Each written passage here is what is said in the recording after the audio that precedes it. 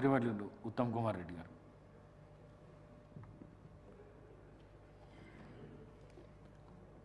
Speaker sir, గౌరవ ముఖ్యమంత్రి గారు ప్రవేశపెట్టిన సంతాప తీర్మానాన్ని సంపూర్ణ మద్దతిస్తూ వారు సూచించిన విధంగా గౌరవ మన్మోహన్ సింగ్ గారికి హైదరాబాద్లో ఒక మంచి మెమోరియల్ విగ్రహం ఏర్పాటు చేయడం కూడా చాలా సముచితంగా ఉందని చెప్పి నేను కూడా భావిస్తున్నాను. అదేవిధంగా హౌస్ తీర్మానించి మరి వారికి భారతరత్న అవార్డు చేయాలని చెప్పి కూడా వారి సూచనను పూర్తిగా అంగీకరిస్తున్నాను. Doctor Manmohan Singh is one of the greatest illustrious sons of India. వారు పుట్టింది ప్రస్తుత పాకిస్తాన్లో ఒక నిరుపేద కుటుంబంలో. వారు అక్కడి నుంచి మరి ప్రస్తుత పంజాబ్కి వచ్చి అక్కడ చండీగఢ్లో మరి ఉన్నత విద్యను అభ్యసించి చాలా రేర్ వారు ఆక్స్ఫర్డ్లో క్యాంబ్రిడ్జ్లో మరి ప్రపంచంలోనే ప్రపంచ ప్రఖ్యాత 2 యూనివర్సిటీస్లో వారు ఉన్నత విద్య అభ్యసించడం కూడా మన అందరం గమనించాలి. అదేవిధంగా ఈ దేశంలో ఉన్న ఉన్నత పదవులు చాలా వారు అలంకరించారు. వారు మరి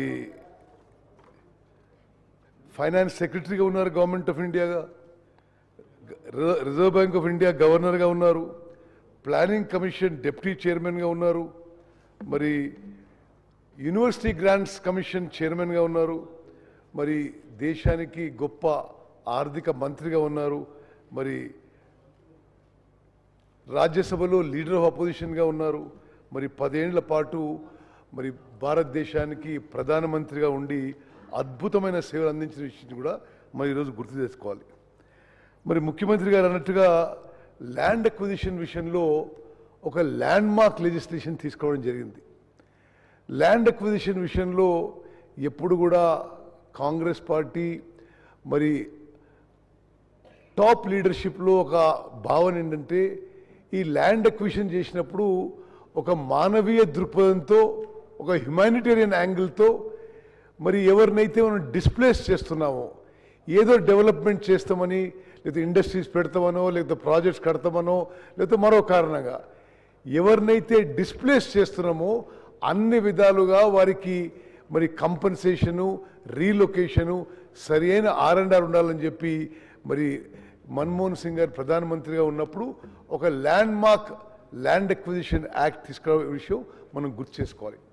అదేవిధంగా స్వాతంత్రం తర్వాత అడవుల్లో ఉండే అడవి బిడ్డలకి వాళ్ళు అడవుల్లో మరి డ్రిఫ్టింగ్ అగ్రికల్చర్ చేసుకుంటూ ఉంటారు. వారికి ఆ పోడు భూముల మీద ఏ హక్కు ఉండకపోవడంతో చాలా ఇబ్బంది పడుతూ ఉండేవాళ్ళు. మరి మన్మోహన్ సింగ్ గారు ప్రధానమంత్రిగా ఉన్నప్పుడు అడవుల్లో ఉండే అడవి బిడ్డలకి ఫారెస్ట్ రైట్స్ యాక్ట్ క్రియేట్ చేసి దేశంలో లక్షలాది మంది ఆదివాసులకు మరి మేలు చేసిన విషయం కూడా ఈరోజు మనం గుర్తు చేసుకుందాం. అదేవిధంగా ఒకసారి మనం సివిల్ న్యూక్లియర్ డీల్ గురించి మాట్లాడితే ఆ సివిల్ న్యూక్లియర్ డీల్ విషయంలో మరి యూపీలో ఇంటర్నల్ అలయన్స్లో ఎక్స్టర్నల్లో సివియర్ అపోజిషన్ ఉండింది. But doctor Manmohan Singh believed that is in the interest of the country. భారతదేశము మొదటి న్యూక్లియర్ టెస్ట్ చేసిన తర్వాత ఇంటర్నేషనల్గా ఏ దేశం కూడా మనకి న్యూక్లియర్ ఫీల్డ్లోనే కాకుండా ఏ హైటెక్ ఫీల్డ్లో కూడా టెక్నాలజీ ట్రాన్స్ఫర్కి సుముఖంగా లేకుండే. అయితే యుఎస్తోని చర్చలు జరిపి ఈ సివిల్ న్యూక్లియర్ డీల్ మనం అగ్రిమెంట్ అయితే మరి న్యూక్లియర్ ఫీల్డ్లో కానీ ఇతర హై టెక్నాలజీలో కానీ మరి కోఆపరేట్ చేయవచ్చని చెప్పి అమెరికా నుంచి సంకేతాలు వస్తే ఆ రోజు కేంద్ర ప్రభుత్వం పడిపోయే పరిస్థితుందా మరి డాక్టర్ మన్మోహన్ సింగ్ గారు దేశానికి ఏది మంచి అయితే చేయాలనే ఉద్దేశంతో సివిల్ న్యూక్లియర్ డీల్ ఏ విధంగా పుష్ చేసి మరి పార్లమెంట్లో పాస్ చేసిందో మనం అందరం గుర్తుపెట్టుకుందాం. నేను వారిని పలుమార్లు కలిశాను. మరి తెలంగాణ ఎడ్యుకేషన్ అప్పుడు కొంత కన్సల్టేషన్ ప్రాసెస్లో మరి వారు మాట్లాడిన కొంతమంది తెలంగాణ కాంగ్రెస్ నాయకులు నేను కూడా ఒకరిని. వారు ఎప్పుడు soft spoken, very humble, very simple person. మరి తర్వాత తెలంగాణ ఏర్పడ్డది. సరే, మేము ఎలక్షన్లు ఓడిపోయినాం. మరి ఏఐసిసి ఆదేశాల మేరకు పివి నరసింహారావు గారి బర్త్ సెంటనరీ సెలబ్రేషన్ చేయమని చెప్పారు. అప్పుడు తెలంగాణలో నేను, శ్రీధర్బాబు గారు, గీతారెడ్డి గారు మరి ఒక సంవత్సరం పాటు పివి నరసింహారావు గారి సంవత్సరం పాటు బర్త్ సెంటనరీ సెలబ్రేషన్ చేయడం జరిగింది. మరి ఆ సెలబ్రేషన్స్కి నేను వారిని పోయి ఢిల్లీలో కలిసి మరి మీరు రావాలి, మీరు ఇనాగరల్ అడ్రస్ మీరు ఇవ్వాలని చెప్పి రిక్వెస్ట్ చేస్తే వారు ఇమీడియట్గా యాక్సెప్ట్ చేశారు. యాక్సెప్ట్ చేసి ఒకటే విషయం ఏంటంటే, ఇప్పుడు నాకున్న హెల్త్ కారణాల వల్ల నేను ట్రావెల్ చేయలేను, నేను ఇక్కడి నుంచే మరి జూమ్ యాప్లో నా ప్రసంగం చేస్తా అని చెప్పి ఆ రోజు పివి నరసింహారావు గారిపై వారికి ఉన్న అపార గౌరవం, అభిమానం మొత్తం కూడా వారి ప్రసంగంలో చాటుకున్నారు. మరి అదేవిధంగా నేను ప్రస్తుత ముఖ్యమంత్రి, ఆనాటి ఎంపీ, అదేవిధంగా ఆనాటి ఎంపీ వెంకటరెడ్డి గారు, మేము పార్లమెంట్లో బయట ఒక దగ్గర కూర్చొని ఉంటే లోక్సభ అండ్ రాజ్యసభ ఎంపీసు బీజేపీ ప్రభుత్వం మీద, కేంద్ర ప్రభుత్వం నిరసన తెలియజేయడానికి మన్మోహన్ సింగ్ గారు 10 ఏళ్ల ప్రధానమంత్రి, ప్రపంచ ప్రఖ్యాత స్టేట్స్మెన్, వారు వచ్చి చాలా సింపుల్గా మా మధ్యలో ఆ నిరసనలో కూర్చున్నారు. నేనంటే వారు 1000 మందిని కలుస్తారు, నన్ను ఎడ గుర్తుపెట్టుకుంటారు అని చెప్పి నేను ఏదో పరిచయం చేసుకునే ప్రయత్నం చేశాను. నేను అంటే ఐఎమ్ సో అండ్ సో, అంటే I know Uttam Reddy PCC president, అంటే చాలా మెల్లిగా, అది అసలు వినపడినట్టుగా వారు మాట్లాడే విధంగా ఉండేది. మరి ఆ విధంగా one of the greatest Sons of India who has made enormous contribution to this country, he is a loss for the country and for the state of Telangana. Loan waiver విషయంలో మనం ఒక నిమిషం మాట్లాడుకోవాలంటే, అంతకు ముందు కానీ ఆ తర్వాత కానీ ఏ కేంద్ర ప్రభుత్వము కూడా మరి రైతులకి రుణమాఫీ చేయలేదని చెప్పి నేను మనం చేస్తున్నాను. మన్మోహన్ సింగ్ గారు ప్రధానమంత్రిగా మొత్తం భారతదేశంలో రైతుల రుణం మొత్తం మాఫీ చేసిన ఘనత వారికి దక్కుతుందని చెప్పి నేను మనం చేస్తున్నాను. అదేవిధంగా వారు తీసుకొచ్చిన కొన్ని హిస్టారిక్ లెజిస్లేషన్స్, ఈరోజు మనం ఉంటాం, రేపు ఇంకోరు ఉంటారు, కానీ చరిత్రలో నిలబడిపోయే లెజిస్లేషన్స్. ఆనాడు సోనియా గాంధీ గారు నేషనల్ అడ్వైజరీ కౌన్సిల్ అని ఒక అడ్వైజరీ కౌన్సిల్కి చైర్పర్సన్గా ఉండి, మరి మన్మోహన్ సింగ్ గారు ప్రధానమంత్రిగా అడ్వైజరీ కౌన్సిల్ మరి ఈ యూపీఏ ప్రభుత్వానికి కొన్ని సజెషన్స్, సూచనలు ఇచ్చేవారు. సోనియా గాంధీ గారి నాయకత్వంలోని నేషనల్ అడ్వైజరీ కౌన్సిల్ సూచనల మేరకు ప్రధాని మన్మోహన్ సింగ్ గారి యూపీఏ ప్రభుత్వం national rural employment guarantee scheme చట్టంగా తీసుకొచ్చిన విషయాన్ని మనం చేస్తున్నాం. ఇది ఎంత గొప్ప విషయం అంటే, అంతకుముందు ఎప్పుడు కూడా భారతదేశ చరిత్రలో employment was never a right. Employment సరే దొరికితే దొరికింది, లేకపోతే లేదు.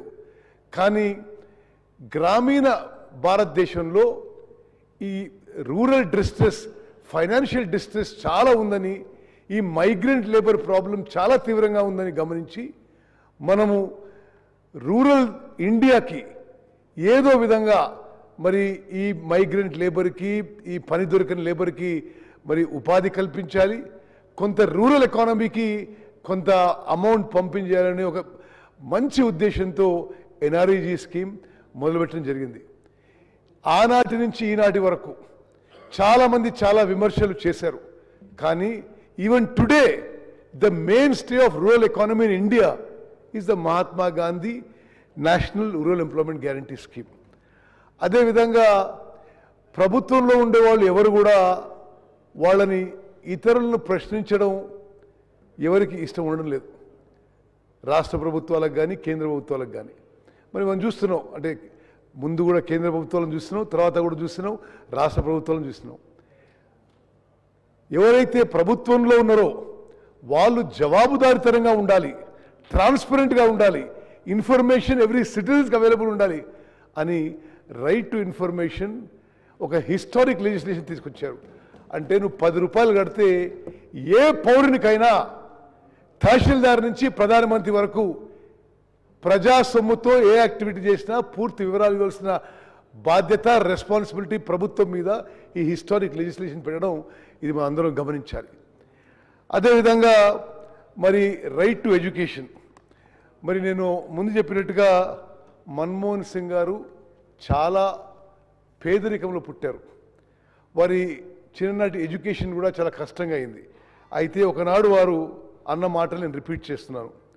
I read under the dim light of a kerosene lamp. I am what I am totally because of education. So I want the light of education should reach to all. ఇది మన్మోహన్ సింగ్ గారి మాటలు. ఈ మాటలు అని వారు రైట్ టు ఎడ్యుకేషన్ తీసుకొచ్చారు. అంటే 6 ఏళ్ల నుంచి 14 ఏళ్ల వరకు ప్రతి పిల్లవాడికి education is a fundamental right. భారతదేశంలో అంతకుముందు ఎక్కడ లేదు. దానికి అనుగుణంగా మరి కేంద్ర ప్రభుత్వాలు కానీ రాష్ట్ర ప్రభుత్వాలు కానీ ఎడ్యుకేషన్ ఇన్ఫ్రాస్ట్రక్చర్ క్రియేట్ చేసి మరి ఇన్ని కిలోమీటర్ లోపల 6 ఏళ్ల నుంచి 14 ఏళ్ల లోపల ఉండే అందరి పిల్లలకి మరి ఎడ్యుకేషన్ ఈజీగా ఫ్రీగా అందుబాటు ఉండే విధంగా ఈ చారిత్రక చట్టం తీసుకొచ్చిన విషయం కూడా ఈరోజు మనం గుర్తు చేసుకుందాం. అదేవిధంగా ఫుడ్ సెక్యూరిటీ యాక్ట్, దేశంలో ఎవరు కూడా ఆకలి చావులు చావొద్దనే ఉద్దేశంతో మరి ఫుడ్ సెక్యూరిటీ యాక్ట్ అని ఒక చారిత్రాత్మక ఒక హిస్టారిక్ లెజిస్లేషన్ మన్మోహన్ సింగ్ గారి ప్రభుత్వం తీసుకొచ్చింది. దాని కిందనే ఇప్పటి ప్రభుత్వాలు కూడా మరి తెలంగాణలో కూడా ప్రతి పౌరునికి 6 కిలోల బియ్యం ఉచితంగా ఇవ్వబడుతుందని చెప్పి నేను మనవి చేస్తున్నాను. చివరిగా స్పీకర్ గారు, it is a historic day for the Assembly of Telangana. The person who played a key role, instrumental role in the creation of Telangana, we are all paying tribute to him.